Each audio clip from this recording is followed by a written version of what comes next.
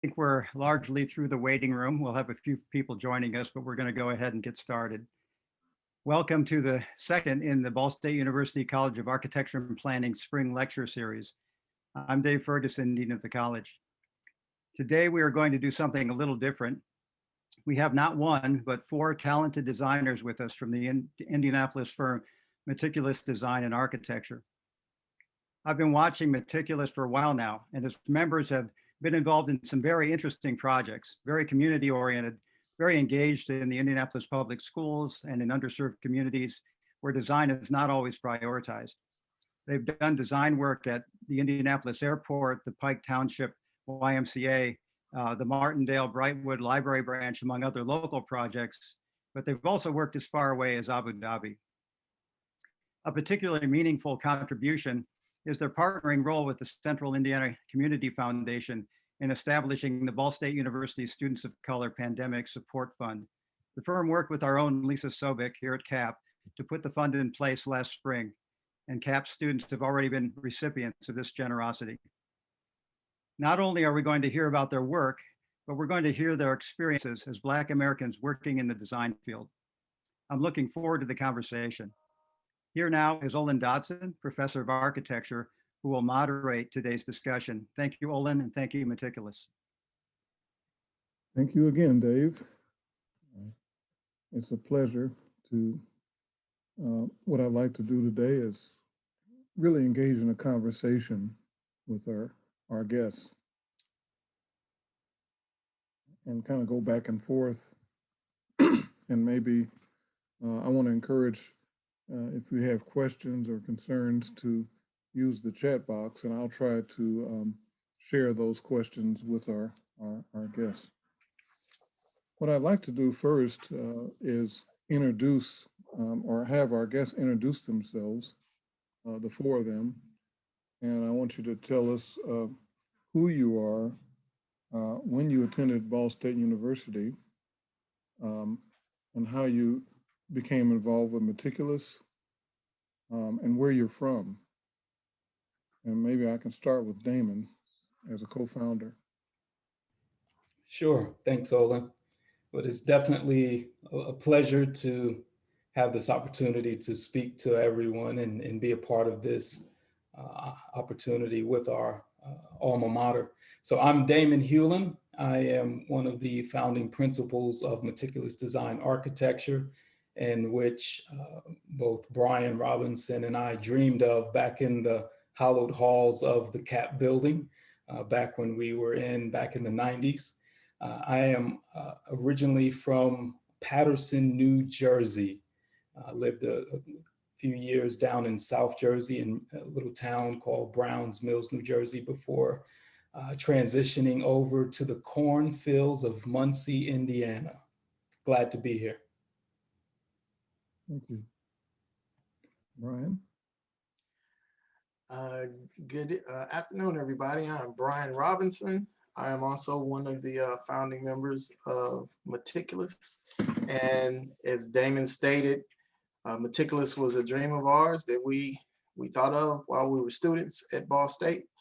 And I myself, I'm from Gary, Indiana, and came to Ball State. Actually, part of my story, maybe we'll get to it later, but I actually came to Ball State on a football scholarship and gave that up so that I can be an architect major because they wouldn't let me do both. And that was the only reason I wanted to go to Ball State.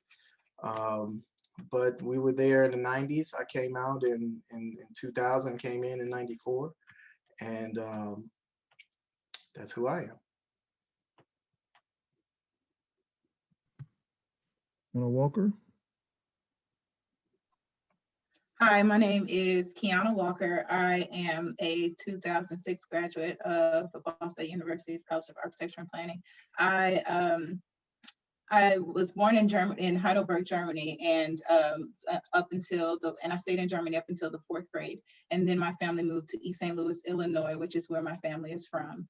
And so, I came to Ball State, and the reason why I came to Ball State because this was honestly the furthest my mom would let me go to architecture school. But I got involved with Meticulous. I think it's been a few years, probably like 2000, the very end of 2017.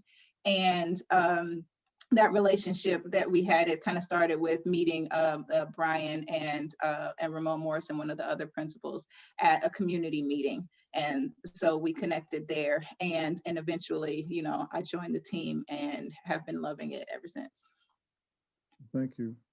And last but not least, Nate. Easy. Hey, what's going on, people?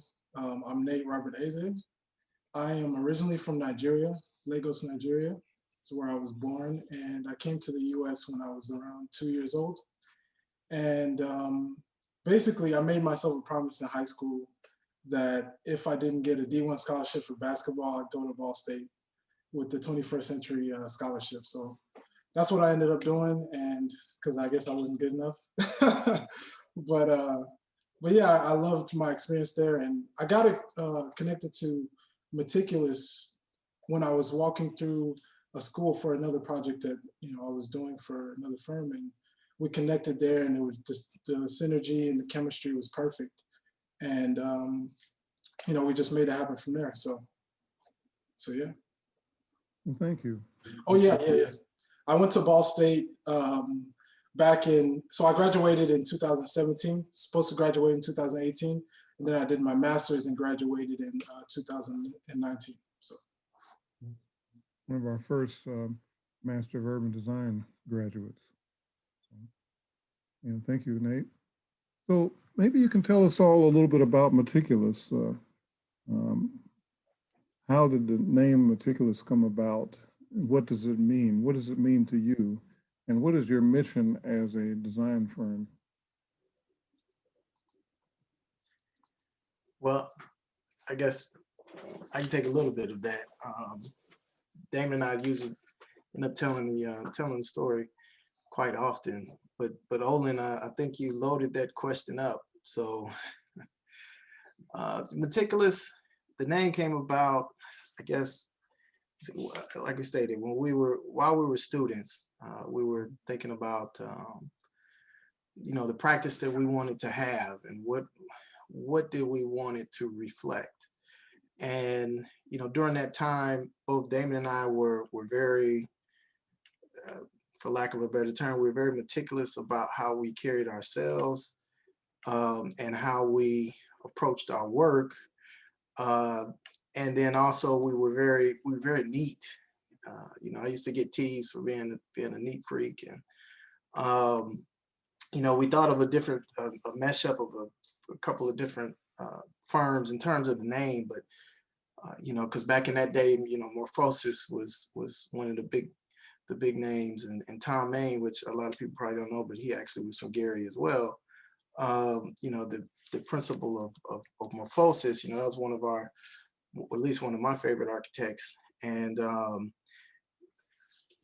just having that name ringing in our mind, and then talking about our process and what we represented and how we look. Meticulous just popped out, and I said, well, we really are meticulous in how we're really thinking about this, and that's kind of where the name came from. I mean, Damon can correct me if I'm wrong, but it was just something we just kind of dreamed up. And in terms of what we're about, we really are intent on staying focused on design and the work.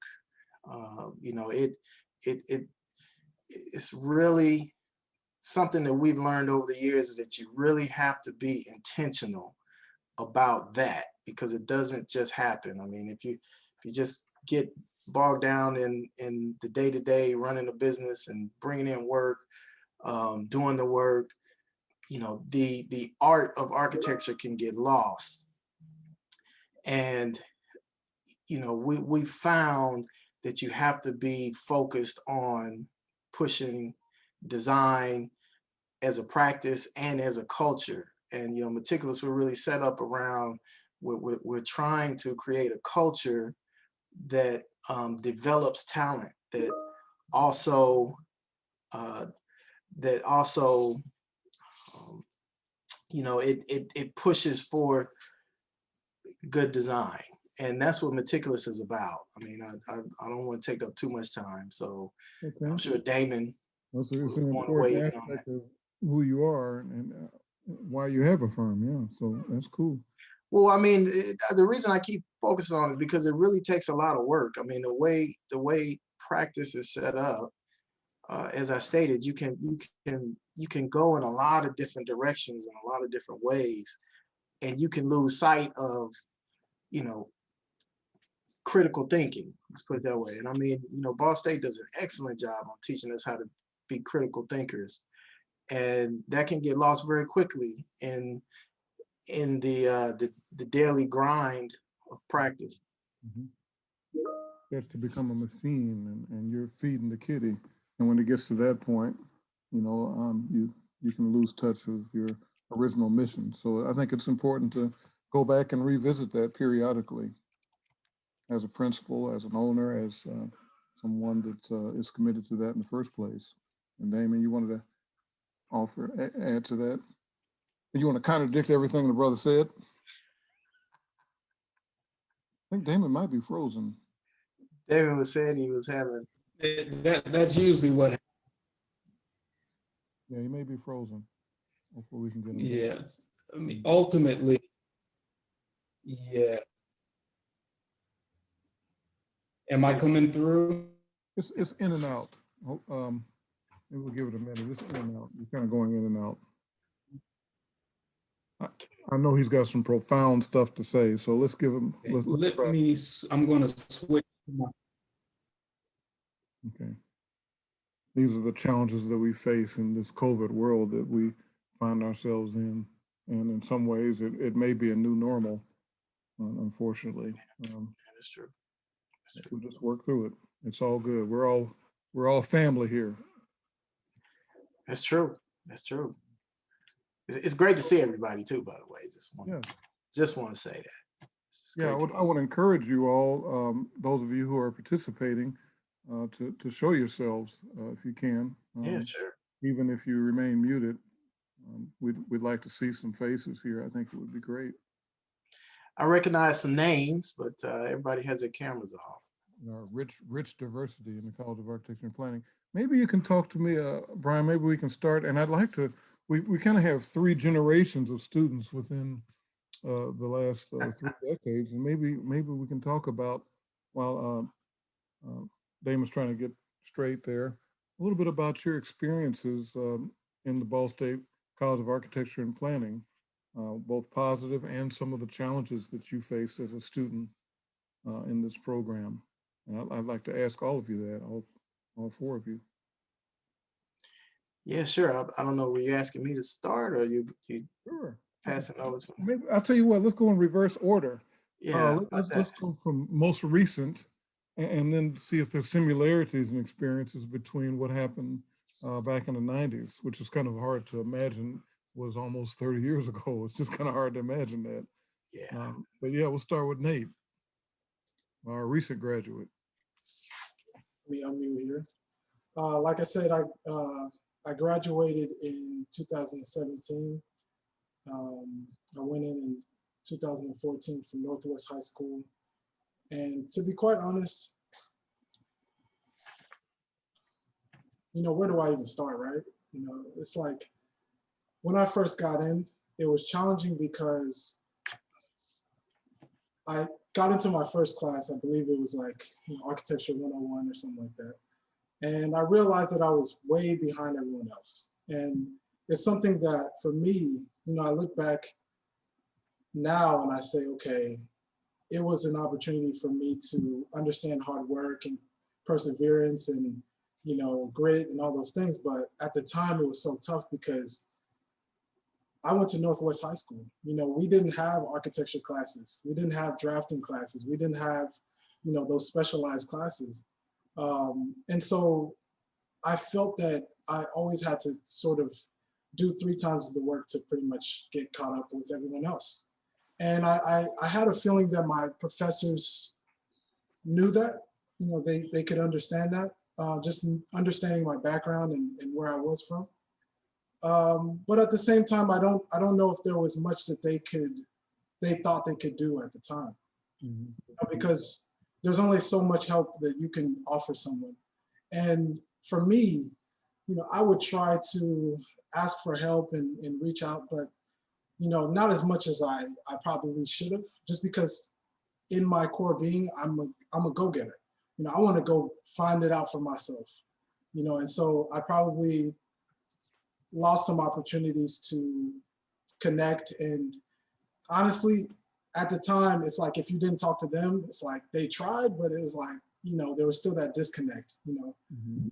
because I was a new student and, we didn't even know each other. And it's just hard to break that early barrier. And it isn't until I met some very key people in my educational career, such as Lauren Digg, he's on the call right now, and others, Hari Eggink, that really started to put everything in perspective for me. But, from a first just glance at the history of me starting with architecture school or urban planning school or whatever, yeah, it was tough. Did you know when you came in, because as you know, a lot of our students assume before they get exposed to architecture and landscape architecture and urban planning and our other fields that we have now, that they are going to be an architect. But when they get exposed to these other fields, they start to think about other opportunities. And of course, you have a year to make that declaration. Did you know that you were going to pursue urban planning when you came into the program? No, I actually didn't want to at first, because urban planning just seemed to be like the most, architecture has its prestige. And when you say architecture, I'm an architect, and that's what I wanted. I wanted to say, Nate the architect. But, I realized what type of person I was and I still am. And I realized what was important to me. And at the time, what was important to me was making a change at a big scale, on a big scale. And I learned from doing some research in urban design and everything that was the path I wanted to take. And I thought at the time that urban planning was the best start to that path. So I believe it was, I chose my direction pretty late, honestly. I think it was, man, it had to be like 2 months before I had to make the decision that I ended up switching. So yeah, I didn't know. I didn't know at all. That's understandable. Yeah, that's understandable. But it's really wonderful that we do get exposure to all those fields and can make an educated choice going in within the limitations of what we know at that time. Yeah. How about your experience, Kionna?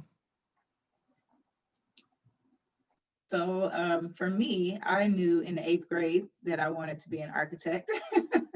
And it literally started with an industrial arts class that I had taken in my middle school. When I got to, and so from middle school through high school, I would take like architectural drafting classes and design classes, and I thought that was enough, but it wasn't. So when I got to Ball State, I wasn't as confident in like my artistic side of architecture, and so I had to work on that, which was fine. One of the things like about me is when I want to do something, there's nobody, not even myself, that's going to keep me from doing it. So even though I've experienced several challenges at Ball State, but the passion was so rich within me that none of that was going to change my perspective or change my trajectory. So, and Ball State was tough, like when I started, I think they always tell you that some of these people are not going to be here when you leave. And and that was true, like even of the minority students that came in with me, it was 6 of us. And when we graduated, it was just me and one other young lady, and she's not doing architecture at all anymore. So, and I think that, like the biggest challenge is, even though, like I said, for me, like I take challenges as an opportunity for fuel to kind of keep pushing myself. The two of the biggest challenges is like I was discouraged, you know, in my pursuit, even told that I should change my major and quit, and told that I wasn't going to be successful. But all it did was just push me further. And I don't believe those individuals are still teaching at the university. But even though it was difficult, even though it may have hurt my feelings, it actually pushed me harder and just made me fight for, you know, what I wanted.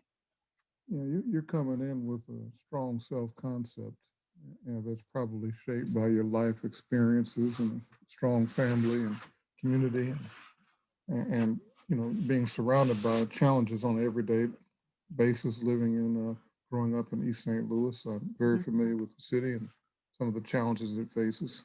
Similar challenges that Brian has, and I'm sure that Damon as well. But I did ask in a NOMAS meeting and in other meetings, I've asked how many of you have been discouraged by a faculty member telling you that this profession is not for you and that you will not succeed in it. Maybe a show of hands. So we're batting 100% here. And that, of course, contributes to, you know, we like to talk about retention, but it's difficult to have retention when you're facing those kind of words, or having desk crits and being walked by, skipped over, or not taken seriously, or not heard, or to be invisible. And we know what it means to be invisible. So, you know, of course, you, and I'm sure all of you, and this is why you're in the position you're in today, were able to use that as a motivating factor rather than, okay, I'm just going to let that person win. Mm-hmm. And I'm sure that continued right on into practice, would you say? Oh, absolutely. I'm fighting every day. It's better being with, like, you know, as a woman, a Black woman in this profession, like it's, you know, there's not a lot of us at all. So I kind of like usually feel like I'm on an island. However, again, because this is my passion, I don't let that, you know, hinder me or stop me. But these gentlemen, like this is the first firm that I've ever worked for that I've actually felt valued, that I've actually felt appreciated. And that's the reason why I feel like I would be here for the long. I worked for several firms before, and some of the same issues were in place there as well.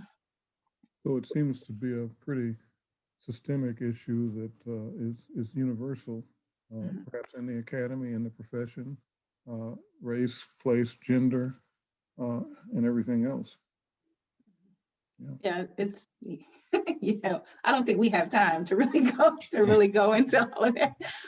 But yeah, and just like you said, like with the desk crits, like that's how I met you, Olon, because like I had a professor that would not talk to me, and this was third year, so this was like the year that everybody's talking about, like you got to make sure that you do well. Well, I could not get him to stay at my desk for more than 3 to 5 minutes. And so I literally walked out in the hallway and saw you walk, and I didn't know who you were, who you worked for, nothing. I'm like, can you help me? And so you came and sat with me, and then like you were the start to kind of help build my confidence. And then just like Nate mentioned, Hari Egging, like I definitely improved like up under him when he was my professor. Like, so there was a ton of individuals that did pour into me, but definitely not in the beginning. Mm-hmm. I'd like to add something as well. Sorry, I jumped out. We got a thunderstorm here. Like we're good now. Okay, so my experience was unique, and I came in. I didn't say it when I first introduced myself, but I graduated in '99. I started in 1993. It's a 5-year program, but it took me 6 years, and a part of that was due to the financial challenges I had. For me, I had one instance of a professor that told me I might as well pack up and go home. And at that point, it was the start of one of the toughest times ever in my life. It was a time that now, as you mentioned, Olin, to this day is one of the driving forces behind what I do, not just as in practice, but what I seek to do as an individual to help edify, to help build up, to help encourage other people to do everything they can to never give up on their dream. And there was a stretch in the university where, and I'll try to summarize it as quick as possible, not to take too much time, but it was an event that even my mother didn't even know until last year, until I posted it on Instagram to share, to try to help people. And so after internship, upon my return, the financial aid and loans that I exhausted basically ran out. And I essentially started going to class and to studio every single day, doing all the assignments, doing everything I had to for completing studio projects and fulfilling my obligation. But I wasn't enrolled. And I went every single day for 2 years without being enrolled. And ultimately, I had to make a choice whether to give up and go back to New Jersey or to continue every single day in the program as if I was there enrolled, completing every single assignment, and then going on faith that each of my professors would, in turn, once the financial situation was resolved, to actually record and provide that information. Now, thank God they did. And, you know, I can sit down with anybody who wants to hear the entire length of the story, but it was the character and integrity. And I had to ask for forgiveness for lying every day when I was embarrassed going to class. And every single day I had to walk down to the front of the class and the professor would ask me, why is my name not in the roster? I would have to lie about it. But I was there with my backpack, with my books, with my studio projects every single day, determined to not quit and give up and go back to New Jersey. And thank God everything worked out where I'm here today to be able to say that even though I faced challenges and one of my professors told me to quit and give up, there were those that did take care of their part and willingly, because they saw how hard I was working to fulfill my obligations, they were willing to help put those grades back in the system. Yeah. Sounds to me like You know, a wonderful future New York Times bestseller. Autobiography of Damon Hewlin. Yeah, I mean, absolutely. it's critical. The words that we share with our students is critical. I mean, they last a lifetime. There's something that I could have said to Nate unknowingly that could have affected him profoundly, or to Brian years later. And I don't even know it. I just don't understand, or we must learn to appreciate the tremendous responsibility we have with our words and actions, and how it, because we're building self-confidence, self-concepts here. Brian, what about your experience? Yeah, I was just gonna say before we switch subjects, you know, my story is not quite as salacious as Damon's. However, you know, I was told by one professor that I should just give up. And then I was also told by another professor that I'll never be an architect, not the same professor. And then I actually was pushed out of the program. I as well did 6 years, because there was one year that I was not an architect major, or I was not able to take classes in the architecture program. So I went and got a minor in business, you know, so that I would not be pushed out of the program. But that took place because I was given an incomplete in the class after I was officially told at one of our progress reviews that I was headed to get a B in the class, had a death in the family. They said, hey, you can go ahead and handle the death in the family. You're set to get a B. Just come back, on the other side. And I did. And then that professor gave me an incomplete. And it was right at that time when portfolio review was imminent. And of course, you can't go further without having portfolio review. And because I had an incomplete, I couldn't, I could not continue as an architect student. Yeah, that was a vicious program that we had. Yeah. Portfolio review. Yeah. Yeah. But ultimately we got that resolved. I took that year and got the, or that next semester and got the degree in business, came back to the architecture program and finished it off. So when we were talking about faculty early on and coming into the program, one of our students is asking, what about your relationship with the students, particularly in the early years when you were in the architecture program? For me, I just mentioned this in the chat, my classmates were, here's the thing about people in general in life. If you don't engage and open yourself up to people, people don't know what you're going through or what you're challenged with.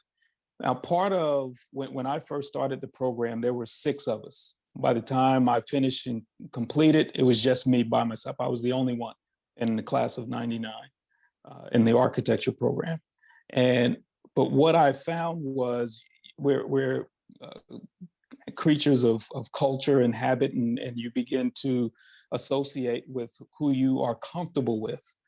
But what I found towards the latter couple of years, in 4th and 5th year of the program, was that, and it came through failing structures a couple of times and realizing that it's insanity to continue to repeat the same behavior expecting different results. But what I found was my classmates were huddling together, working through, and then, as it trickled down and it became just Brian and I working together, and we're both failing the structures classes. I said, this isn't going to work. So I said, you know what, I'm uncomfortable, but I'm going to go hang out with my classmates, Kevin and Mark and Lindsay and all these, and I'm just going to, whatever it is they're doing, it's working. And they were always open, welcome, and share. I never had an issue with my classmates. And anytime we engaged, we were part of that family, that tribe, that culture for the year we were in together. So this kind of isolation that often just happens because of the society we live in is not necessarily translating to overt discrimination as much as it is you almost have to initiate contact in order to make it work. And of course, for some people that's difficult because you may be shy or quiet, or so there's Damon sitting over there in the corner, but you had the initiative to go and try to team up. It's 5 minds is better than 1 on a structures exam. Yeah, breaking the imposter syndrome, not feeling like you're not worthy because my finances, I felt cheap and broke and poor financially, so I didn't feel like I could be a part of the study group because I didn't belong, because I couldn't afford to be there. And so even breaking that. That's a key word. I'd like to hear, how would you define, any of you, Nate, how would you define this idea of an imposter syndrome? And how is it something that we can address and overcome in the academy? I was actually just about to hit on that, because it's one of the most important things to understand with the context of this whole conversation. Imposter syndrome is the feeling that you don't belong, the feeling that someone could at any time just come to you and say, hey, your time's over here. You're done. You're done being an imposter, your time's up. Or the feeling that you're not adequate, or your background doesn't speak to you being in this position that you are in, and it stops you from being able to speak up, speak out, and give your opinion on things and make your mark.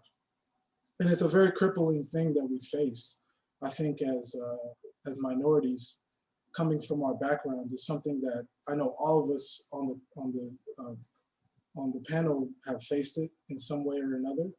I think for me personally, and I'm going to find a way to mix this with your earlier question.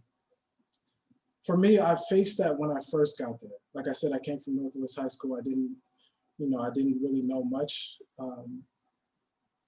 As a matter of fact, I didn't get into the program right away. I had to apply a few times to be able to actually get in because I didn't know what it took.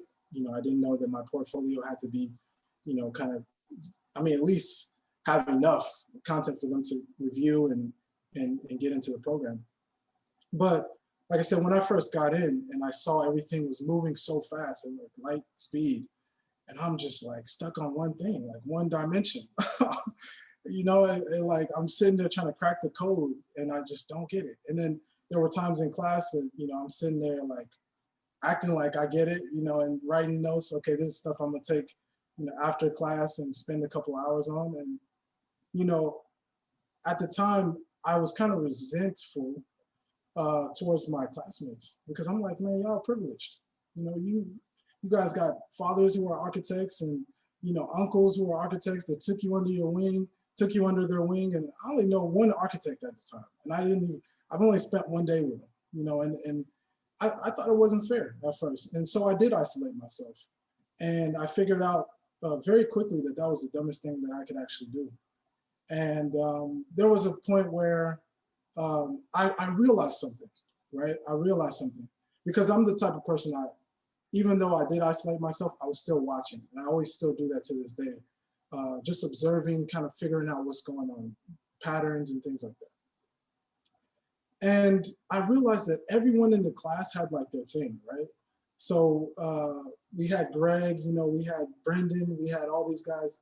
I don't know if they're on the call, but miss you guys dearly. But we had all these guys that had their different thing, right? So one guy was good at like graphics. So he was just a great graphic guy. One guy was really good at like numbers, right? One guy was really good at numbers and math and stuff like that. Technical stuff. One person was really good at policy. They could just, just anything you wanted to know.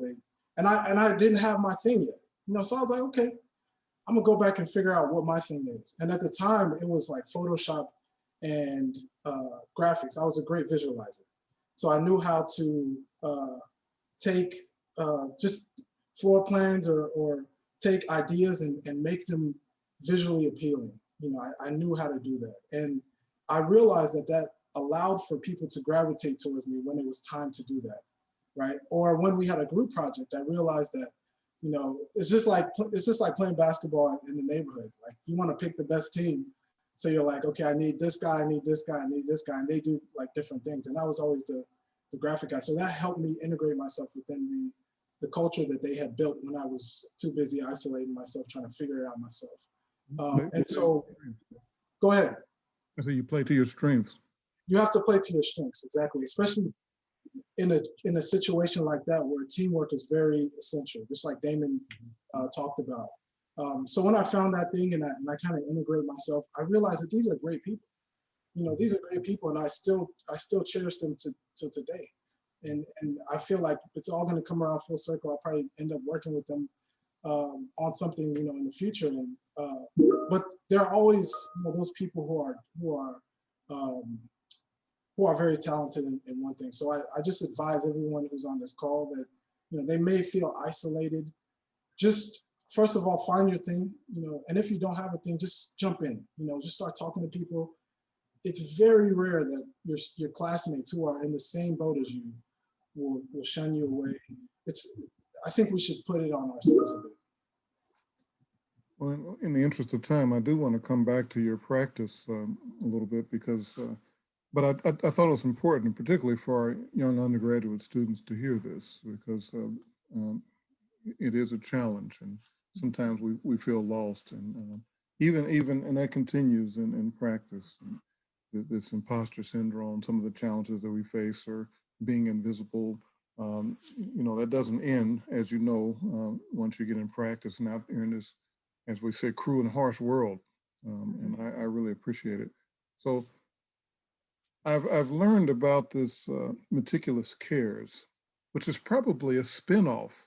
I think everything you all are doing is kind of a direct result of your life experiences and your practice experiences and your academic experience. But maybe you can tell us a little bit about Meticulous Cares and what it means and what is the mission there. Definitely. It all stems from the passionate things that you do every day. So before Meticulous Cares was intentionally formed as so we can create a folder on our server to put specific information about endeavors and initiatives we were doing, we were already engaged in community organizations, serving on boards and giving to charities and seeking to help do whatever it is we could. But when the pandemic hit, we wanted a more formal way to take the efforts we were doing and instead of saying, you know, meticulous design architecture is doing X, Y, and Z, we said what we're doing is because we care. And then it was birthed as Meticulous Cares. And the first formal initiative was to support frontline workers serving in the pandemic. And we began doing meals for the frontline workers at Eskenazi Hospital and begin looking for other ways to provide masks and hand sanitizer to schools and to other frontline workers. So it became an intentional endeavor to help society. And then it just continued until it went to the point where Lisa Sobek, I believe she's on the call and is now a part of the CAP program, but a very close friend, gave me a call and began to talk about some of the challenges of the gap filling for the pandemic, how there are other entities that are providing support and resources for those who are struggling financially, but there was a gap for minority students. And so I said, yeah, it sounds great. We'd love to jump in on that and help support. Mm-hmm. So we began, and that's where Lisa did almost all the work. So I'll give her all the credit. We helped support her great thinking behind this and created the Ball State pandemic support, student support for the pandemic. And now it's partnered with the CICF in Indianapolis. And even now we're on the verge of securing a $10,000 contribution to the effort to help provide in need current resource needs financially. You know, Meticulous Cares is not going to just stop there. I mean, as Damon stated, it's really an extension of all of the involvement that we have on ways to be part of the community, and that hits on something else, Olin, is that as designers and architects, I feel that we really have a responsibility to be you know, in certain positions in the community, because, you know, I've always said this in any engagement I've been involved with, is that I'm a little biased because I feel that architecture has a unique ability to touch everybody's lives. And, you know, taking on that responsibility, we should take seriously and embed ourselves in the community so that we can create work that helps the community. You know, Majora Carter, in one of her early TED Talk, one of the early TED Talks that was highly watched, grew up in the South Bronx, and all of you have come from some pretty tough environments. And one thing she said near the end of her speech was that, you know, I've come so far. I've come so far. Please don't throw me away. You know, and you all have come so far, all of you. You've come from environments that most of our students can hardly imagine. And one of the students asked, you know, what drives you? Now I ask Kionna, what drives you every day to keep the faith, to you know, to keep doing what you're doing daily? And then what piece of advice would you offer young designers coming into the industry today?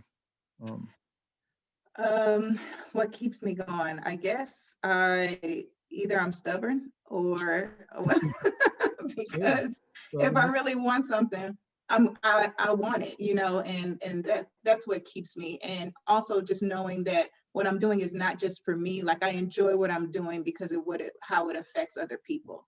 And I also know the importance of like taking the lessons that you've learned and using them, you know, like allowing that to manifest itself as wisdom. So the things that I've learned, I'm using them, I'm telling them to other people so that they can kind of learn from the hands-on experience that I have.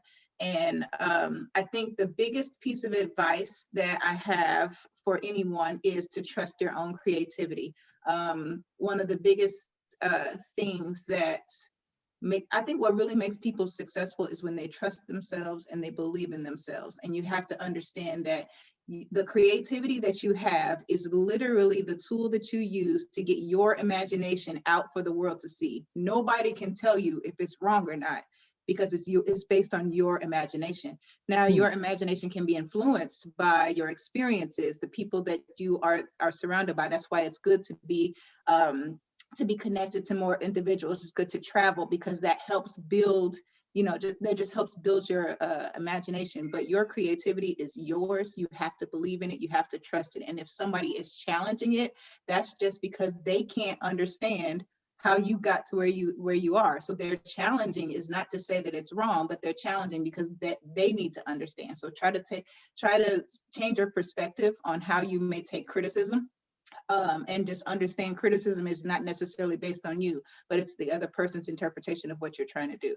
I think confidence is the biggest thing. And I think that was the most crippling thing for me while I was in school, is not having confidence. And that was based on being like the imposter syndrome for me is being a first generation college student. My parents didn't go to college. My grandparents didn't go to college. And so all of the weight of that on me. And then I isolated, you know, myself from my classmates, which is unfortunate. And now I know better. I know that architecture is a collaborative profession, and that's where it thrives, in collaboration. So you got to get connected with other people. And it wasn't until when I was in my master's program, which happened to not be Ball State, and that's when I started to really understand what I actually had to offer, and really rested in my own power, my own creativity. So that's one of the biggest things that I tell everybody, my kindergarten students all the way to my collegiate mentees. That's the first thing I tell them, is to trust their own creativity. Well, thank goodness this is being recorded, because I'm going to listen to it over and over again and write down what you said and take credit for it. I'll just take it. So, Brian, tell us a little bit about your work at Meticulous. Of course, I know about the Brightwood Library, and again, working in very challenged environments. I'm sure that you had some interesting experiences there, and I'm sure it was very rewarding to be able to work on a project like that. But some of your other projects that you all are really proud of that you'd like to share with us and talk about. Of course, we want to encourage everyone to go to the very well-designed website that Meticulous has. If Brian's in the house, it's going to be a well-designed website, let me tell you. But yeah, tell us a little about your some of the work you all are doing. Yeah, well, Meticulous, you know, our mantra is that we like to do work that is meaningful, purposeful, and impactful, and it speaks to everything that we're talking about. That it really needs to have a purpose beyond just four walls, and you know, being a monument to an ideal or something. And the library project is a great example, because that was, you know, I don't know if everyone knows the history of Martindale Brightwood, but that neighborhood has historically been overlooked and passed over. And while development is taking place in Indianapolis and all other areas, you know, they're kind of central to the city, and they've seen it happen everywhere. And Martindale Brightwood was literally a city that was or an area that was divided by train tracks. That's why it's the Martindale side and the Brightwood side, in the history there. And you know, that speaks to our work, is that we got involved on that. to help give voice in design to the community. And that's a huge challenge. I mean, how do you give voice in a design? Because one of the mandates that came out of that one in our community engagement is that it had to reflect African-American history and African-American culture. And it's like, well, how do you reflect that in a design? You know, so that project really is a great example. And well, let me just say this real quick about that project before I move to another one, is that the way that we did it is we did a historic or a study, and we took the community through this study of African art and showed them and made the connection to how textures and patterns meant something in African art. And the mosaic that's on the building of the library is reminiscent. It's an actual picture. It's a pixelated picture of an oak tree that goes through the 4 different seasons, you know, winter, summer, spring, and fall. And it's reflective of the seasons of change that neighborhood has gone through over the decades. And that was a direct result of, you know, taking that community on this journey through, you know, patterns and textures of African art and how they meant something, how they represented something. But you know, another project that we're proud of, and it's still yet to come, is the Crossroads Education project. And this one, again, this is our client on that one. You know, it's based in Hallville. The headquarters will be in Hallville. And our client on that one, you know, he has a different model of education that, you know, it's more like a Montessori type of education than just your traditional lecture.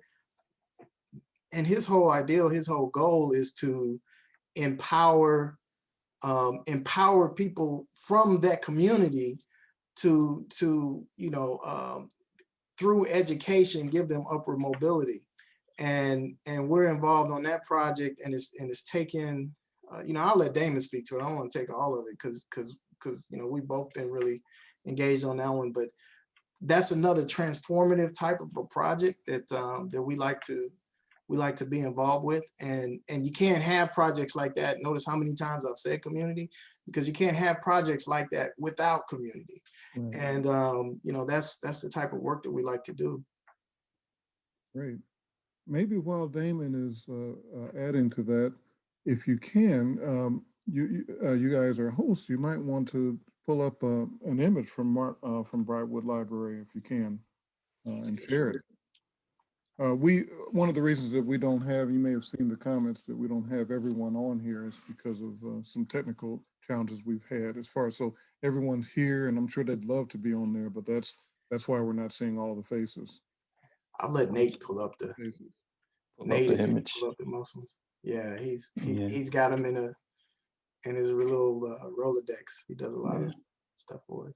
But go ahead. So, but yeah, I was going to say, Olin, when it comes to projects, so Meticulous is, we just crossed the threshold of our 6th year of being established. January 15th, 2015 is when we officially formed it. And the first project we worked on was the Pike Ymca project, which is one of the first of its kind that incorporates the Veterans Administration program into the project countrywide.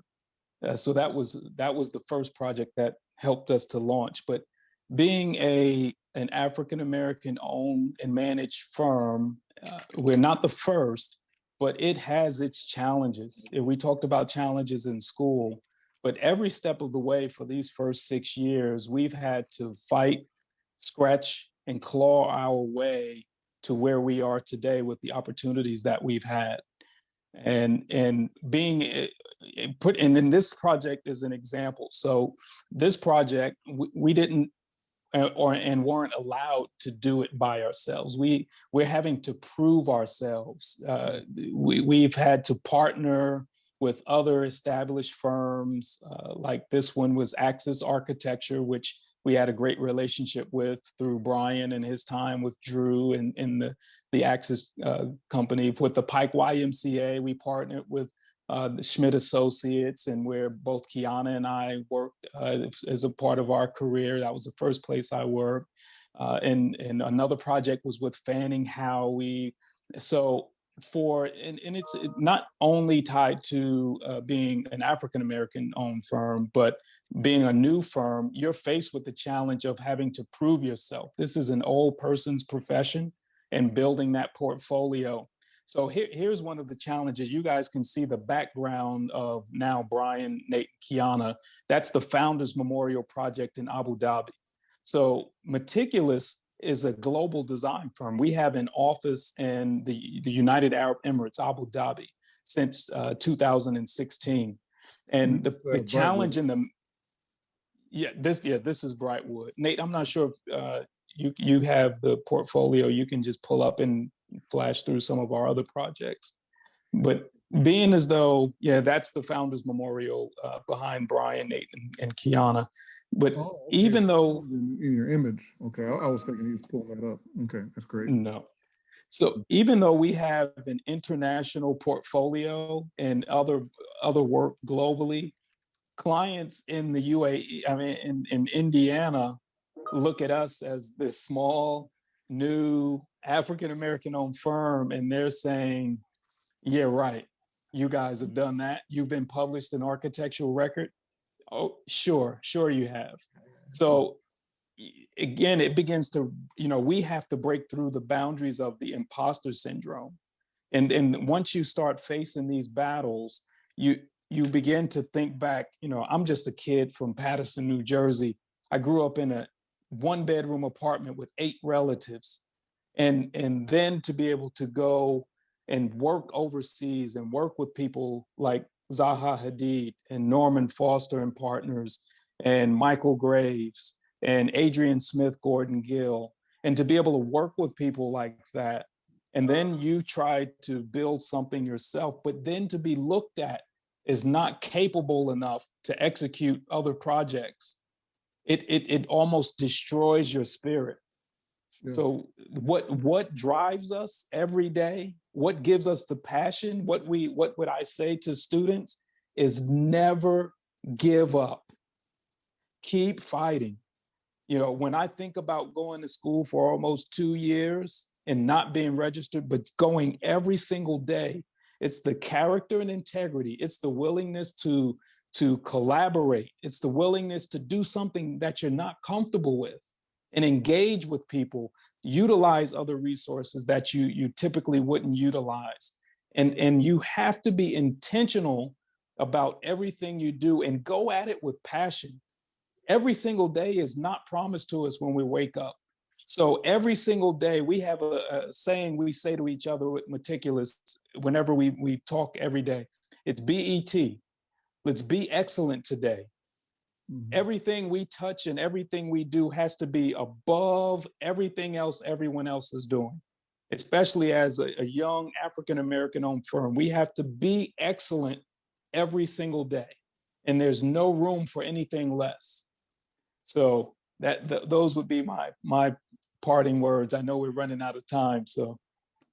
Yeah, those are some very powerful parting words, and really thank you, Nate, for sharing those images while he was talking about that very project and very important work that you're doing over in that part of the world. So, yeah, and it is. I would like to close with this. I spoke. I delivered the eulogy at the late Robert LaRue's funeral. He was in his 90s and he passed away, and he was inspired to go to the University of Illinois from Edwin Gibson, who was the first licensed Black architect in the state of Indiana under the current system. There were others before. And when I first met LaRue in his office as a young student at Tuskegee, he was having a bad day. And he told me, he said, I own 2/3 of this firm, and they were on the top of the tallest building in the city at the time.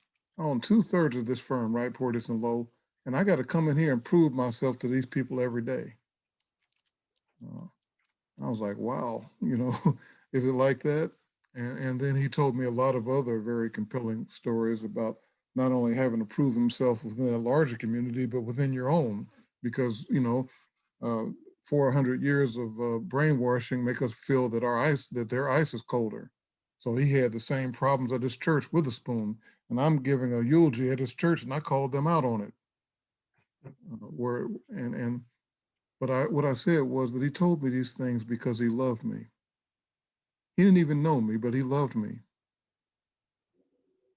He didn't tell me these things to discourage me. He told me these things to prepare me. And what you all are doing is sharing these challenges so that you can prepare these young people for what's in front of them and for what's in front of them right here in the academy. So with that, I really appreciate the opportunity to share and learn from you all today. And thank you so much for being part of our lecture series. And we hope to see you a lot more around the College of Architecture and Planning as you continue to pave a path for our future in this profession. Thank you so much. Thank you. Thank you. Thank you. Thanks for moderating, Olin. Absolutely. Thank you all. This Really means a lot to us. The thank yous are blowing up on here. This is recorded, so there might be some questions that we can see, and if you guys have an opportunity to respond to some of them, we'll share them with the student body and with participants in this conversation. Definitely. And just know that we're here for the long term. This isn't a one and done. Meticulous wants to be a part of the program as we've sought out and are working with various stakeholders in the program to do all we can to contribute and help those who are coming through and all the students we want to help. So just know that we're sincere about that. Yes, you are. Thank you again. Yes. Thank you. Thank you, guys.